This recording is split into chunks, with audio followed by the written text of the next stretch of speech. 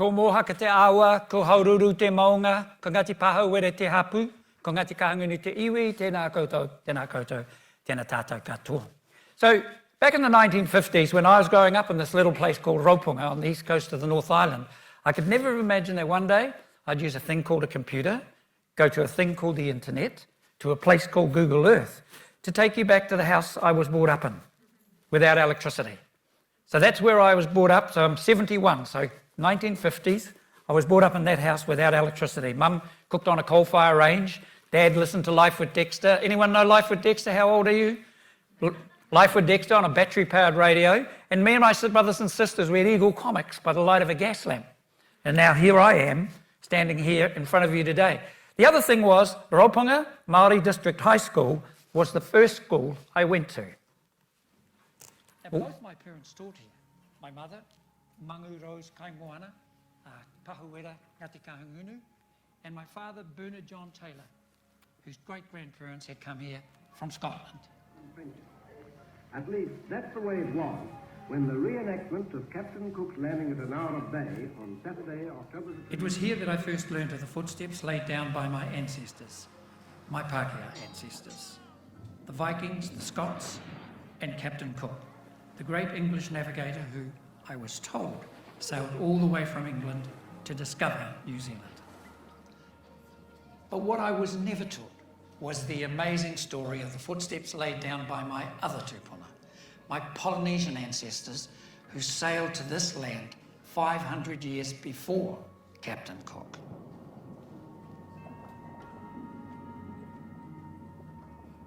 As a boy, I never realised that even before the Vikings had launched their ships across the seas to Britannia, the Polynesians had already launched their waka haurua across the massive Pacific Ocean, destined ultimately for Aotearoa.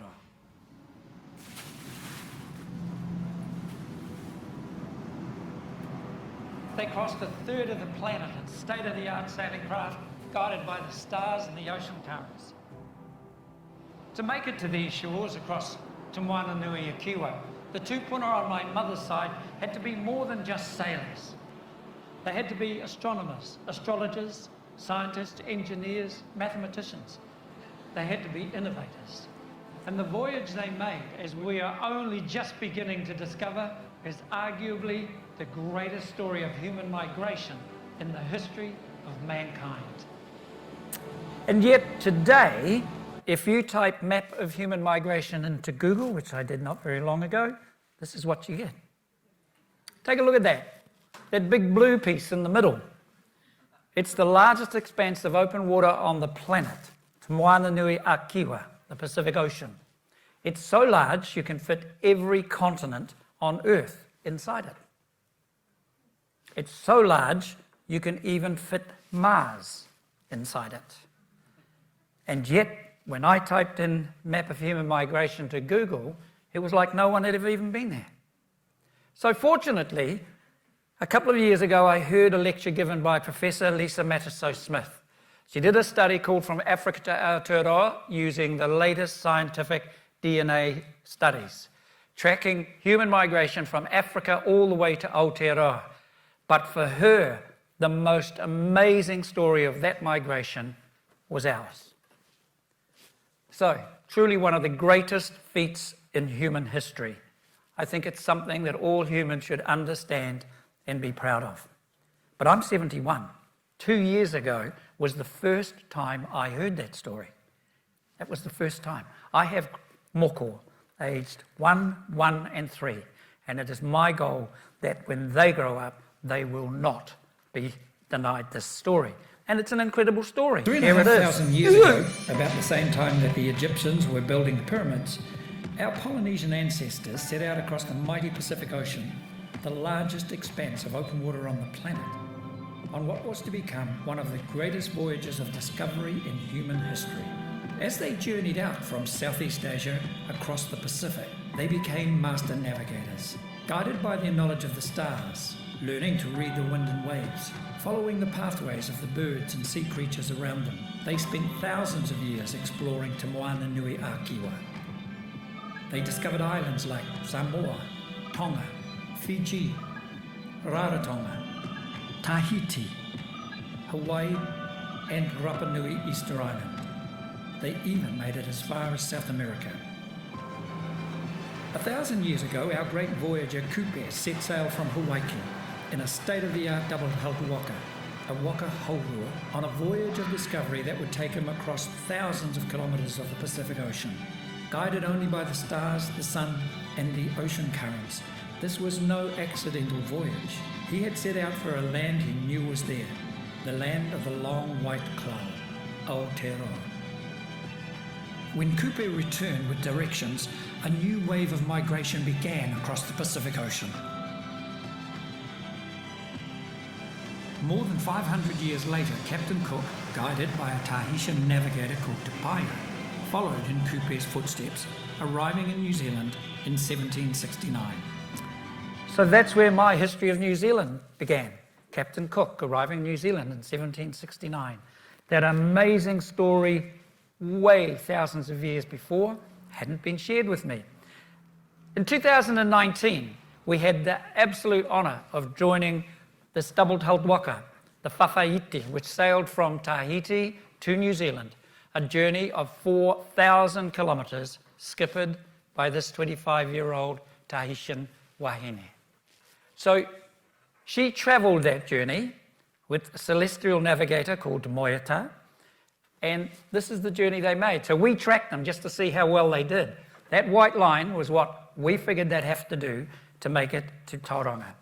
That's India and Moeta travelling using nothing but the stars, sun, and ocean currents. See that zigzag there? She had to zigzag for a while because they arrived too early. They beat the Endeavour, so they hung out off the coast. And here's the really cool thing about that. This is the think tank on the back of the boat. We talk about gender diversity. Where are the men? They're up the front eating and drinking, actually. But that's India in the middle. She's the skipper at 25 years old. And that's Moeta at 44. She is the celestial navigator. But this is how we always thought that our Polynesian ancestors arrived here. This is the famous Goldie painting, the arrival of Māori in New Zealand. Now, that's another thing. Māori never arrived in New Zealand. They were Polynesian voyagers. They came from Tahiti, Rarotonga, Samoa.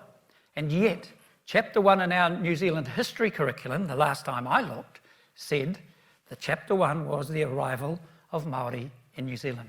So already, here's a really cool discussion to have with your students, with your pupils. When did the word Māori arrive? And why? What was it for? So this is the kind of stuff that we're dealing to in the site that we've gifted to everyone. But before I go any further, I want to have Noenoe, my friend and voyager, deal to Goldie. 120 years ago, two Pākehā, Goldie and Steele, made this painting. They called it The Arrival of the Māori in New Zealand, and it became famous, hanging in the Auckland Art Gallery for years. The Māoris are Māori, but these aren't my ancestors. The painters made them up. They made up the waka too, and they copied the whole look of the painting from a French fella called Jericho. Look at how crazy hungry these exotic savages are. We're dead. We're dying. We're so lucky we stumbled upon land.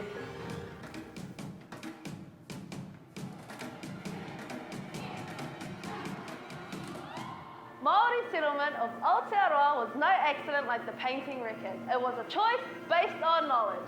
And it worked because we could navigate using the natural world, and we had the waka to safely get us here. We watched migrating seabirds heading south, and we sent our great explorer Maui and our great voyager Kupe to follow their path. They found this land and returned home to Hawaii with directions. Then a new wave of migration began. What this painting does tell us is that Europeans back then knew so little of our true awesomeness. Sadly, the more famous the painting got, the more people, even our own people, believed it to be true. I mean, Looking at the painting, I kind of like some of the expressions. This guy over here looks like me when someone eats the last of my nuggets. No! But like a superhero movie, it's not real. What is real is that we were skilled enough to find this land and skilled enough to thrive here. We've got innovation in our DNA. We've got innovation bursting right out of us. That's our superpower. Da-da-da! And before I ask that Voyager Noi to join us on the stage here, I just have a question. How many in the room heard the story of India and the Whawhaiti travelling that 4,000 kilometres from Tahiti to New Zealand? See?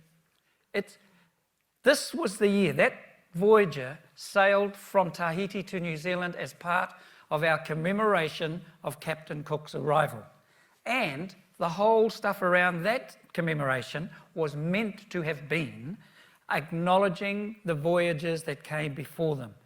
There were no TV crews in Tahiti, no politicians went to Tahiti, and most of you in the room didn't even hear that story. That is our story. That is where this journey began, and we cannot let that story remain untold. On that note, I like to say fellow Voyager, but I haven't been on one of those yet, but Noi, could you please join me? Oh, she's hiding down the waka. So this is Noi, who joined us on this expedition and fronts this whole platform that we are giving to you.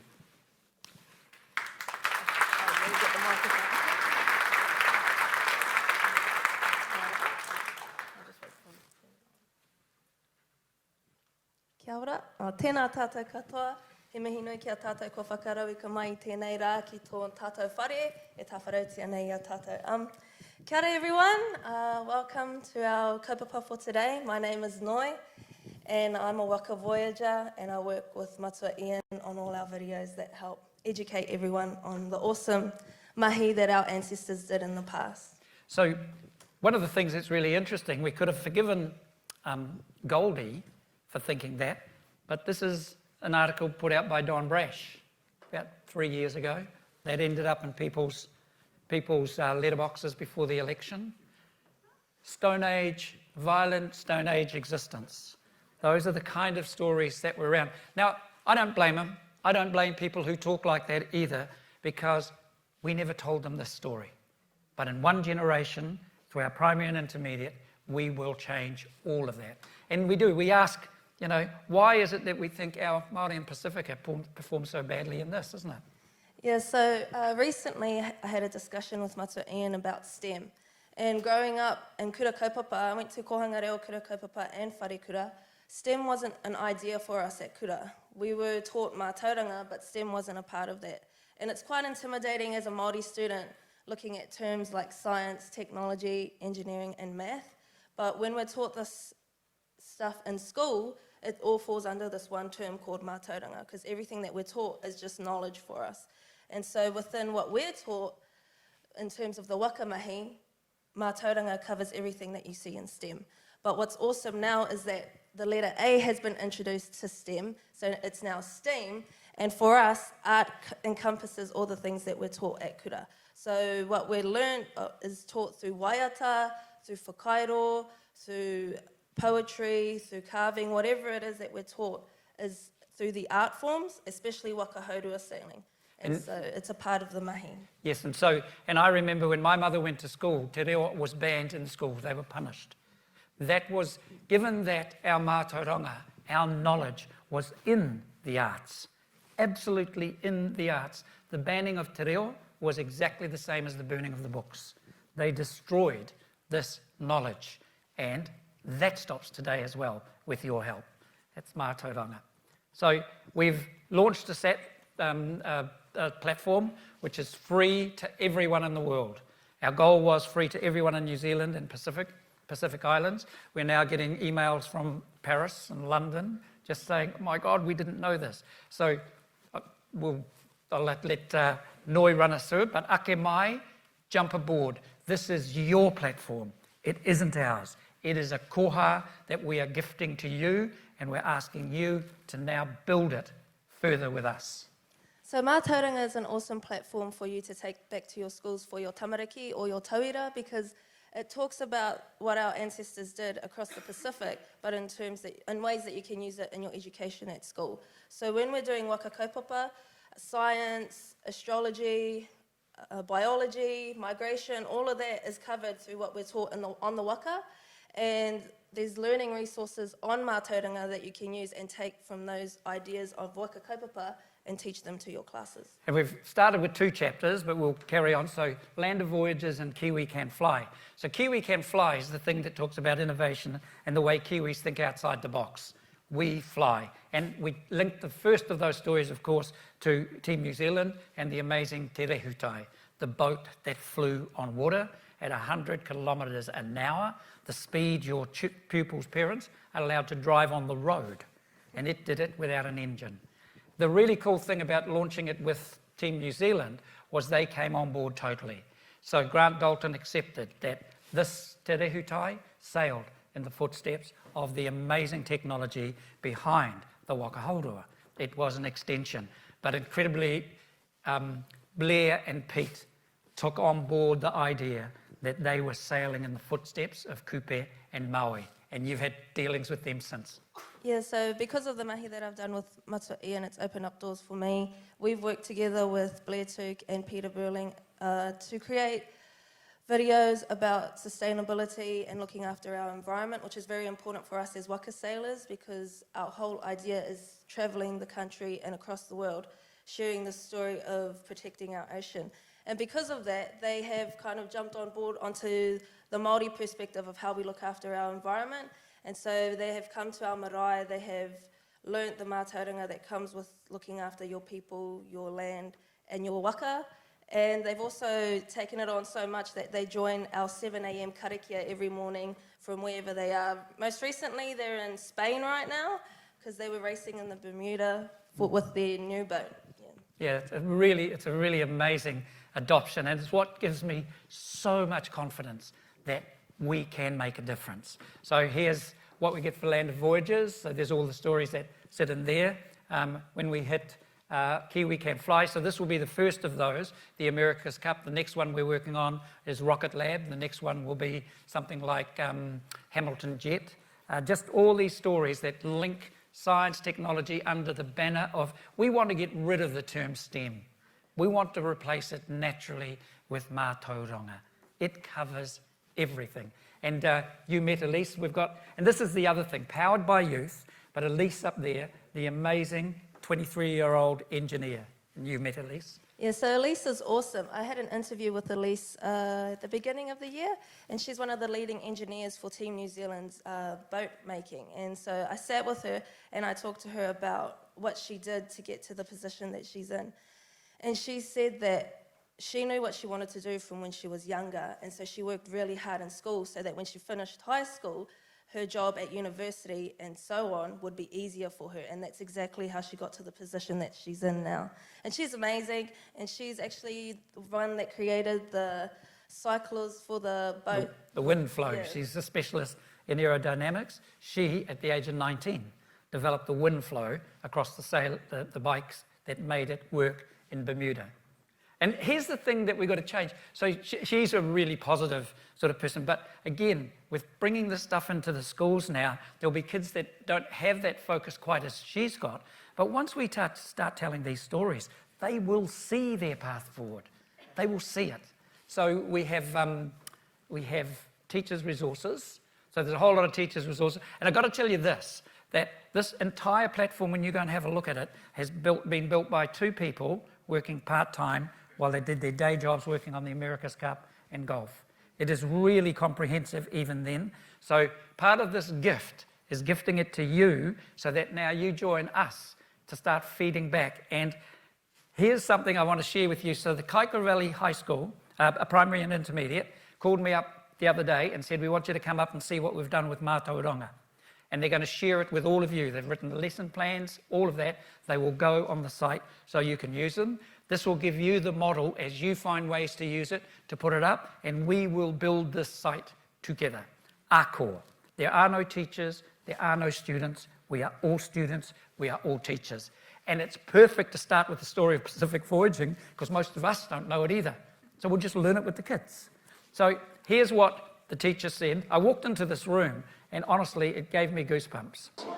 And so I guess we're just interested in how useful did you find the mātauranga.co.nz website? Incredibly useful. So I teach year 5 and 6 4 days a week, and in those 4 days we use the Mātauranga website numerous times. What I loved about it had strong female Māori role models for our children to identify with. It was evidence-based, it was up-to-date research, and it was in terms of the animation side of things, it showed my children what they were capable of or what they could be capable of in the future as well. So we used it, it was a huge part of our teaching and learning within the whole school, not just my class. It was fun, it was engaging, had great music, all those really neat things that can capture the children's attention and learning. So that's why we used it and loved it. So they've built a whole facility. I walked into here, this whole room has been built so that other schools and school teachers can come to it and see what they've done and take it away. I mean, I'm going to run through, Noe, you can kind of give the philosophy. She's never seen these pictures, but the philosophy, well, actually, there's some good ones in here. So I started at the little primary kids, and you'll see that a lot of the waka are made using corks, and the teacher said that was the sacrifice she had to make. She had to drink a lot of bottles of wine. But while I run through the pictures, Noe, just as you're watching, the kind of idea that this isn't just about waka, it encompasses science, maths, physics. So, Yeah, so yeah, there's the corks. as you can see, creating these resources with tamariki is quite easy because it's simple resources that you can find around the school or around home. Gets a bit more difficult. And as the classes get older, you see how more advanced their designs become, and they start to create different designs using technology and things that they have at school. I want to talk about this one. So what we saw was the primary kids were storytelling. Then it started to go up, so now they're programming. This is age 8 and 9. And so you put on the headphones, touch the little brass button on the waka there. They've built the waka first, then you touch that, and they've got voiceovers telling you about that part of the waka, another part of the waka. We just keep going there. Yeah, so you could see too that it starts to create an identity for these kids to be a part of. And it's important as well, teaching tamariki from an early age, this mātauranga, because it gives them a sense of understanding of who they are, where they come from, and where they're going to head in their life. Obviously, this is quite a well-equipped school. So from age 5, they're making them with cardboard. At age 10, they're 3D printing them. And it was really fascinating because the kids were telling us that first of all, they do their prototype. So there's a prototype, see the white one? And they had to glue some of those together. And then they go away and they look at the video that Noe made about the great architecture of a waka. Then they used maths and physics to figure out what they needed to do to build the next one. So project-driven, all of this out of a site that they get for free that is all around storytelling. And I just want you to listen, actually, let me play this first. So we took a photo of the boat and then we removed the background using remove.bg, and then we put it in, and then we made it slowly move across, and then made it get to one island from another. Fantastic. I'm a bit excited. Some of us added some birds to it, and Can you show me one? yep.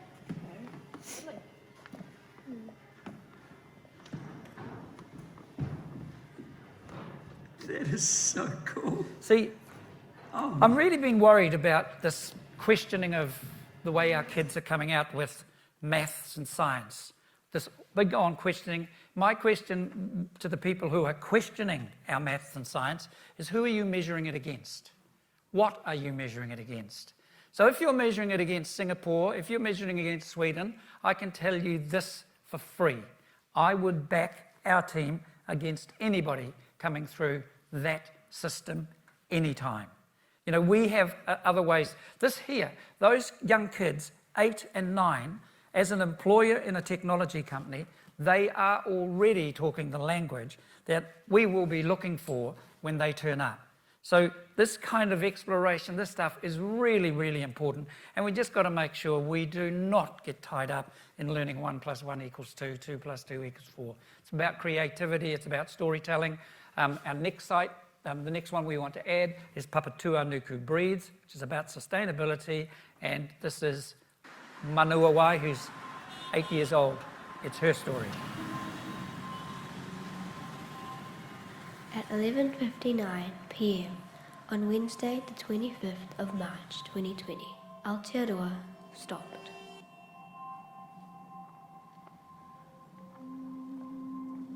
A nation was still. But if you listened, you could hear Papatūānuku, the Earth Mother, breathing.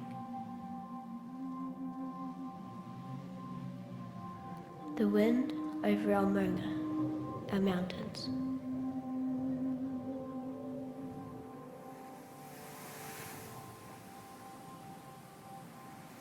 The waves on our moana, our oceans.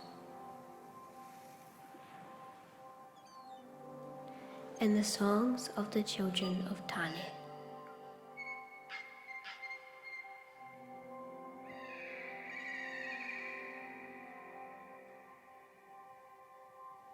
Our lives, normally so loud and busy, became soft and distant.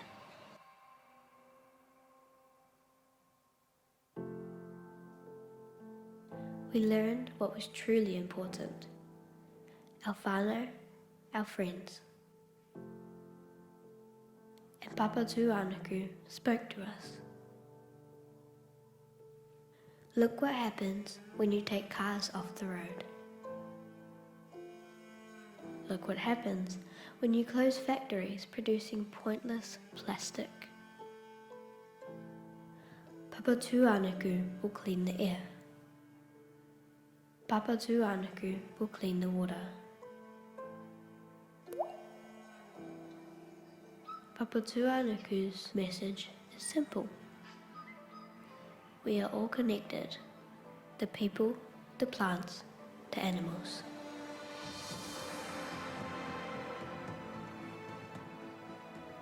Aotearoa is our waka, and we need to find ways to look after it. He waka eke noa. Papatūānuku is guiding us. Are we ready to listen? So that's the voice of your children. It's the voice of our youth.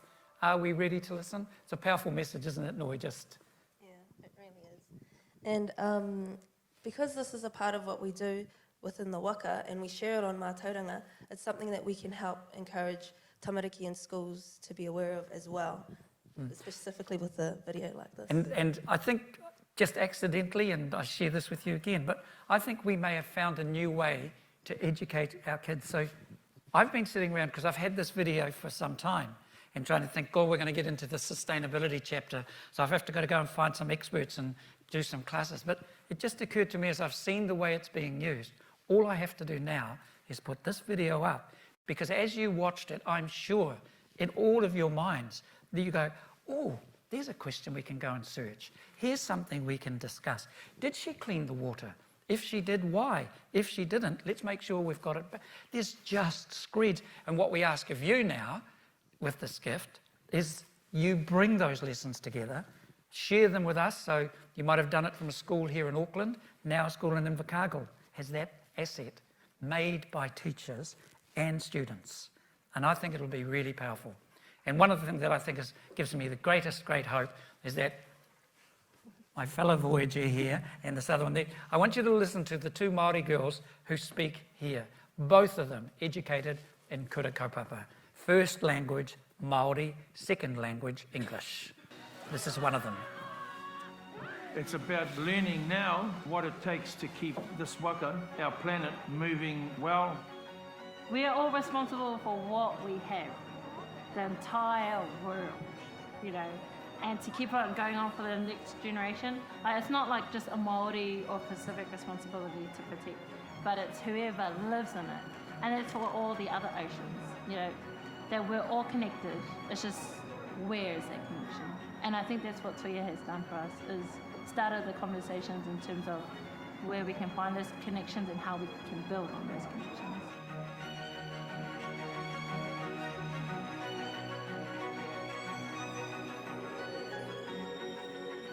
This is where it is. At a new beginning, Mahia.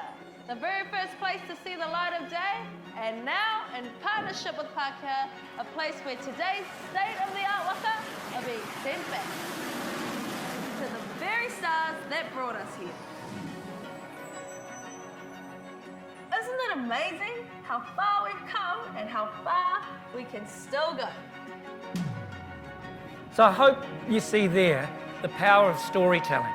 I mean, this is how we hope to educate. This is the tool we've given. You can use all that other stuff that the ministry's given you, but this is the art and power of storytelling, and we ask you on board to help us build it. It is your gift, it is your koha, and there is so much more we can do. Now, just to bring things a little bit more up to speed. So, as we said, my first job was in a rock and roll band. I was called up in the army. I worked in a brewery. I did get a law degree, but as soon as I was going out to get a job in a law office, someone offered me a job on play school. Seemed like a hell of a lot more fun, so I went and did that instead. But so people look at this. You're brought up in a house without electricity. How on earth did you get to where you are now? Now, I always used to answer, I surrounded myself with really clever white people. And for so long, in fact, until 2 or 3 years ago, I always believed that. That's, I've been fairly successful, but I was Māori, and I'd come up and I was successful because I found these really clever white people, put them around me, and they did all this. Well, that's changed. I totally understand now that we did this together, and that I and my culture bring something powerful to this mix. And it's covered by the great Sir Apirananata, who said, we talk about gender diversity. Sir Apirananata said this to his 9-year-old granddaughter: grow up, young child, and throughout your life, use the tools that Pākehā has to offer as your lodestar to creative inspiration. Mā tauranga. That's all there. And when you do that, and you develop up with your mates, you go, we better have a business plan. So why don't we have a business plan that says, how do we use technology in Dunedin to get to all the best sports events in the world for free? So let's see how we've done together.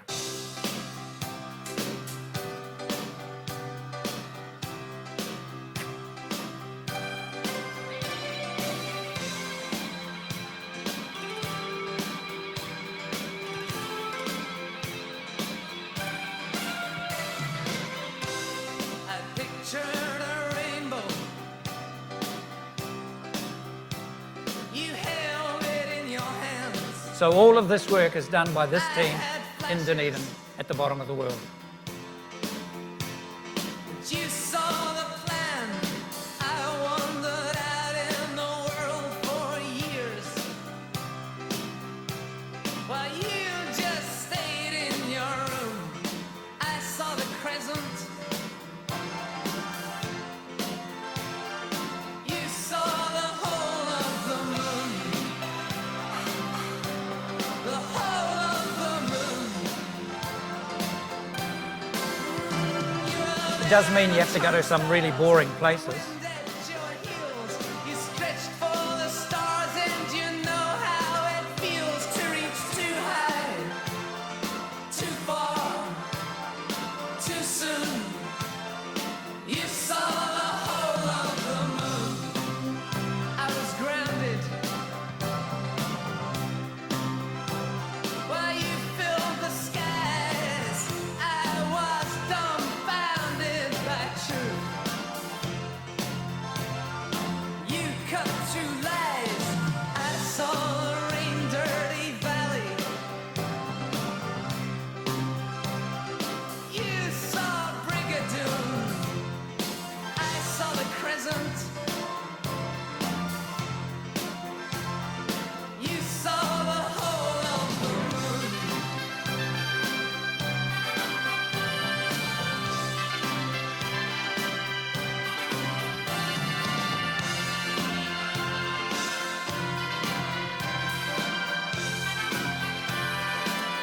And this is a really great example of the changing in technology. The first computer we ever used for America's Cup cost us $500,000.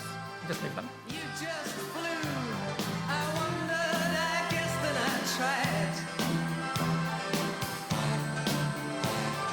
You just knew. I sighed.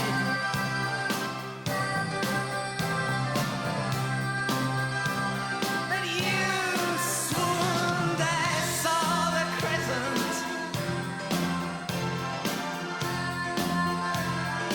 You saw the whole of the moon. The whole of the moon.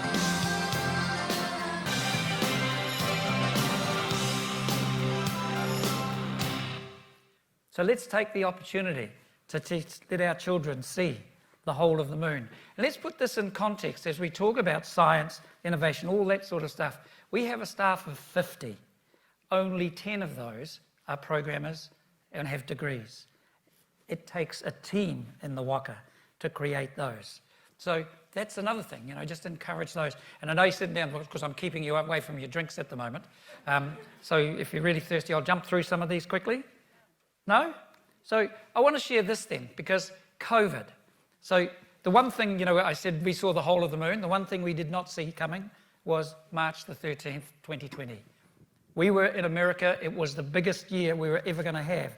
We'd signed every golf tournament in the world, all of the majors, 3,000 games of baseball. We were negotiating with the NFL for the Super Bowl. We were about to start the America's Cup, and in the space of 24 hours, COVID wiped out all of that. So we came home, and this is another important thing about family. The first thing we did was told all of our staff that nobody lost their jobs, that everyone would be there until at least Christmas. That's a year. They were then sent home to work from home and told that their new job was to look after themselves and their families. If that took 5 days, it took 5 days. Then we said, but now that you've also got nothing to do, why don't we just start doing all that cool shit we haven't had time? And the productivity went through the roof. And anyway, one of the guys, our head of innovation, who has no degrees, I don't think he has even got NCEA 3, but he is our head of innovation, has been with us for 18 years, has won 2 Emmy Awards. He was at home with his father on a farm, and he called up and said, you know what, I've been thinking, what happens if the sports start again and we can't get there because of COVID or because the borders are closed? I said, actually, that would destroy us. And he said, oh, I've got a couple of ideas, so leave it with me. A couple of days later, he comes back and he said, I've decided we're going to have to do all of this from Dunedin. And he built an operation, so I'm just going to share, June the 6th, last year, the first game in the American PGA started again, and this is how it went to air. Meanwhile, golf's PGA Tour officially kicked off this morning, watched closely by Dunedin's Animation Research, who for the first time produced the tour's graphics live from their office 12,000 kilometres away from the action. John McKenzie reports. Back with a bang. The American PGA Tour teeing off in Texas this morning, 3 months after it was abandoned due to coronavirus. Got a decent amount of help. No fans though, but that wasn't the only difference when it came to the coverage. Globally connected. Now try to follow this. Using facilities across the world to bring you coverage. In Orlando, at the Golf Channel headquarters, are Sir Nick, Ian, and Frank. Socially distant, I might add. And in Stamford, Connecticut, mobile production trucks are connected to our facilities here in Fort Worth. Across the country in Burbank, another production studio is remotely supplying scoring graphics, top tracer cameras, and other technology. Across the world, in New Zealand, our virtual eye crew is with us live, supplying all the augmented reality technology you're accustomed to seeing on CBS Golf. It's not quite 8 in the morning Sunday in New Zealand right now. A long way south of Texas, holed up in a Dunedin workshop, the crew doing the graphics live, something Ian Taylor's team at Animation Research had to create themselves, with international travel not an option. Having the talkback panel here makes us feel like we're on site, so it feels like we're actually just sitting another truck on the TV compound. Everything about the setup has a Kiwi touch. From the workshop only being put together yesterday to cardboard cutouts showing the time difference. It's only 4 or 5 weeks ago we thought, gee, what if we can't get there? And in that time, this team has pulled this off. First, the director calls for a graphic. Elliot here then clicks a few buttons, Next, it appears on screen for the golfing world to see. The first 2 days of coverage will be mostly sponsorship logos, before CBS takes over the coverage where they'll introduce graphics like this. He went after that one a little bit. You can see the ball speed up to 182. That's the fastest. Just another way some Kiwi creativity flattened the curve in turbulent times. And I guess to put that in context, of the 8-person team working on that, only one is a programmer. Again, you know, keep this creativity and thinking alive. So meanwhile, it's now, golf's PGA Tour. Sorry.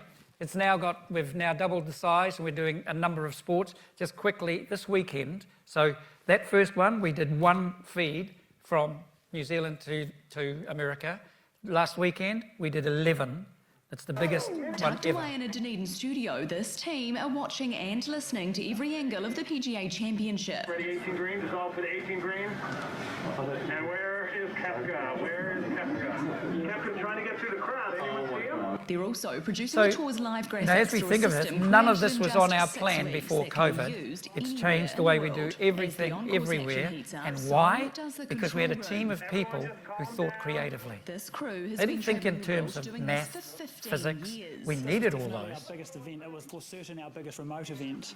So usually we do 2 outputs, 2 people operating, and this week we had 11. Our carbon footprint has gone from what was quite significant to basically 0. But the time difference makes for a grueling workday. I've got 11 very tired operators at the moment. So there'll be a bit of this before doing it all again for the European Tour later this week. Maddie Lloyd, one. So that's it. In baseball, we do all of these sorts of things, but, you know, I'm just going to jump through this because we should really go and have a drink. But I do want to finish with the why, and this why is in your hands. We have to have a why for making these changes, and my why is my moko Jackson. What's that? A pookie? Oh, yeah, a pookie go in the water.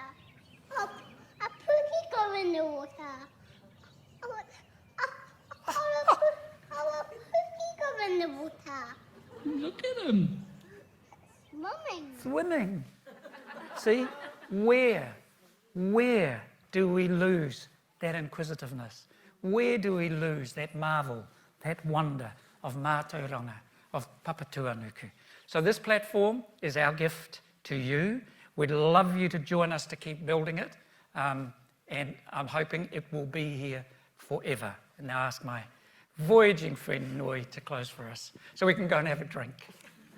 Tēnā koutou katoa mō te taitai mai I tēnei rā. Thank you all for coming, and I'm just going to leave you with this little saying by one of our navigators, and this is what he said. The role of the navigator is to look into adversity and find opportunity. You guys are the navigators for your students at your schools, so it's your job to look into adversity and find all these opportunities for our tamariki that are growing up. Tēnā tātou katoa.